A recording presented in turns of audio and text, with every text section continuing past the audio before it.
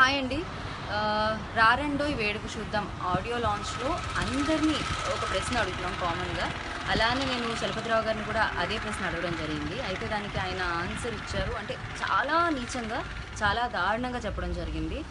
అయితే ఇది చాలా తక్కువ మంది విన్నారు. ఎందుకంటే అక్కడ టెక్నికల్ ప్రాబ్లం వల్ల సౌండ్ సిస్టమ్ సరిగ్గా లేదు. మైక్ రీసౌండ్ చేస్తుంది. దానివల్ల కొంతమందికి వినిపించలేదు. అలాగే రవికి కూడా వినిపించలేదు. అయితే నా రియాక్షన్ చూసి రవి నన్ను పక్కకు పిలిచి అడిగాడు, అసలు ఏమైంది, ఆయన ఏం సమాధానం ఇచ్చారు అని. నేను చెప్తే తను కూడా విన్న తర్వాత తను కూడా చాలా హర్ట్ అయ్యాడు, చాలా ఫీల్ అయ్యాడు. బట్ ఈ 2 రోజుల్లో ఒక వీడియో చాలా హల్చల్ చేసింది, చాలా వైరల్ అయిపోయింది. అదే చలపతిరావు గారు అన్న మాట మీద రవి సపోర్ట్ చేస్తున్నాడు, సూపర్ అన్నాడు అని చెప్పి. అది కరెక్ట్ కాదండి. రవికి అసలు వినిపించలేదు, అందుకే ఆ రియాక్షన్ అలా వచ్చింది. కానీ వినుంటే రవి అలా రియాక్ట్ అయ్యేవాడు కాదు. పక్కకు పిలిచిన తర్వాత తను చాలా సీరియస్గా లైక్ అయ్యో ఇలా అన్నారా అని చెప్పి తను కూడా బాధపడడం జరిగిందనమాట. ఇది నిజం.